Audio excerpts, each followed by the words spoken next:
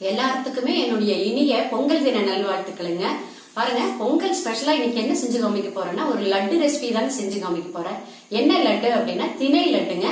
அந்த திணை லட்டு எப்படி செய்யறதுங்கிறத நான் ரொம்ப ஈஸியா செஞ்சு காமிச்சிருக்கிறேன். நான் எப்படி செய்யறேன் என்னங்கிறது இந்த வீடியோல பாருங்க.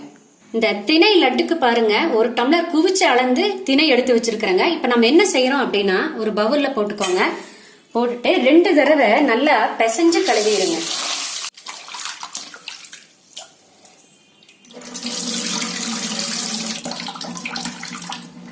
கழுவியாச்சுங்க. தண்ணி ஊத்தி ஊற வச்சிருங்க. 45 நிமிஷம் ஊறட்டுங்க. ஊற வச்சு பாருங்க, 3/4 மணி நேரம் ஆச்சுங்க. இப்ப என்ன செய்யறேன்னாங்க, இந்த தண்ணியை வடிச்சிடலாங்க. பாருங்க, இந்த மாதிரி காட்டன் துணியில உலர்த்திடுங்க. 1/2 மணி நேரம் இருக்கட்டுங்க.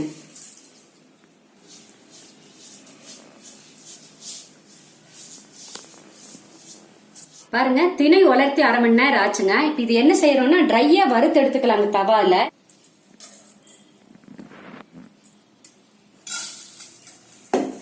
அடுப்பு சிம்மில் வச்சுட்டு வருங்க. நல்லா வறுத்தது கடையானம் வந்துங்க, நல்லா வாசனை வருங்க.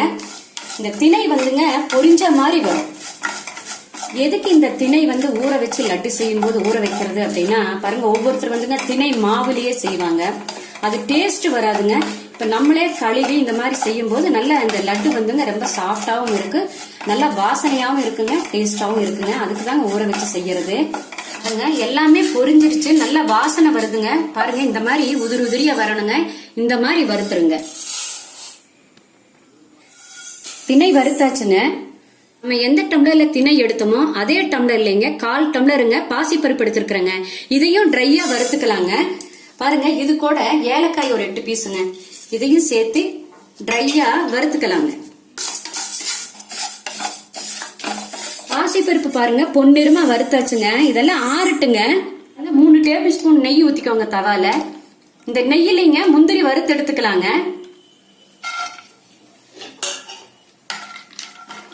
முந்திரி வறுத்தாச்சுங்க. பாசிப்பருப்பு திணையும் பாருங்க ஆறிடுச்சுங்க. இப்ப மிக்சியில் போட்டு பவுடர் பண்ணிக்கலாங்க. நைஸா பவுடர் பண்ணிக்கோங்க. இந்த மாதிரி நைஸா பவுடர் பண்ணிக்கோங்க. திணையும் பாசிப்பருப்பும் பாருங்க நைஸா அரைச்சு எடுத்தாச்சுங்க. பாருங்க, இந்த லட்டுக்கு இனிப்பு அளவு சொல்றேன் பாருங்க. நம்ம எந்த டம்ளர்ல திணை எடுத்தோமோ அதே டம்ளர்ல 1 டம்ளருங்க வெல்லம், உருண்டை வெல்லம் வந்துங்க பொடி பண்ணி வச்சிருக்கிறேங்க. இதையும் மிக்சியில போட்டு ஒரு சுத்தி விட்டு எடுத்துக்கலாங்க. பாருங்க, அரைச்ச வெல்லத்தையும் இந்த அரைச்ச தினமாவோட சேர்த்திக்கலாங்க. பாருங்க, வறுத்த முந்திரிய நெய்யோட சேர்த்திக்கலாங்க. இதோடைய இப்ப என்ன செய்யறேன்னாங்க, இப்படி கை வச்சு நல்லா கலக்கிருங்க. இந்த வெல்லம் இந்த முந்திரி எல்லாம் ஏகத்துக்கு இப்படி நல்லா கையில கலக்கிருங்க. பாருங்க, இந்த மாதிரி வெல்லம் எல்லாம் கலக்கின வரைக்கும் என்ன செய்யறோம்னா, பாருங்க, காய்ச்சி ஆறிய பாலுங்க 2 டேபிள் ஸ்பூனுங்க. இதோட சேர்த்திருங்க. சேர்த்திட்டு மறுபடியும் இப்படி நல்லா கை வச்சு கலக்குங்க. கலக்கிட்டு உருண்டை பண்ணிக்கலாங்க. உருண்டை பண்ணிடலாங்க. உருண்டை பண்ணாதுக்கு முன்ன என்ன செய்யறீங்கன்னா, சும்மா கொஞ்சமா கையில் இப்படி நெய் தொட்டுக்கோங்க. தொட்டுட்டு உருண்டை பண்ணிக்கலாங்க. நல்லா இறுக்கி பிடிச்சுக்கோங்க.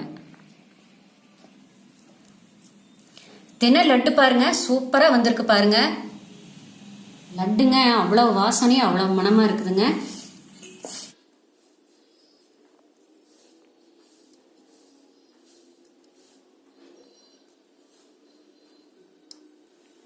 திணை லட்டு பாருங்க சூப்பரா செஞ்சாச்சுங்க. பாருங்க, இந்த லட்டு ஈஸியா செய்யக்கூடியது, சத்தானதும் கூடங்க. இந்த லட்டு செய்யும் போது நீங்க கவனிக்க வேண்டியது என்னன்னா, திணைய கூடுமான வரைக்கும் திணை மாவு வாங்காமங்க, திணைய வாங்கி இந்த மாதிரி 3/4 மணி நேரம் ஊற வைங்க. ஊற வச்ச பிறகு பாசிப்பருப்பு திணையெல்லாம் வறுத்து இந்த மாதிரி செய்யுங்க. வெல்லமும் அப்படித்தாங்க, நல்ல ஆர்கானிக் வெல்லங்க. அதை வாங்கிதான் நான் செஞ்சிருக்கிறேன். கூட ஏன் 2 டேபிள் ஸ்பூன் பால் சேர்த்துனேன் அப்படின்னாங்க, அந்த லட்டு மிருதுவாவும் இருக்கும், டேஸ்டாவும் இருக்குங்க. லட்டெல்லாம் ஒண்ணும் கெடாதுங்க. நீங்க வெளியவே வச்சு சாப்பிடலாம். உடம்புக்கு ரொம்ப சத்தானது கூட.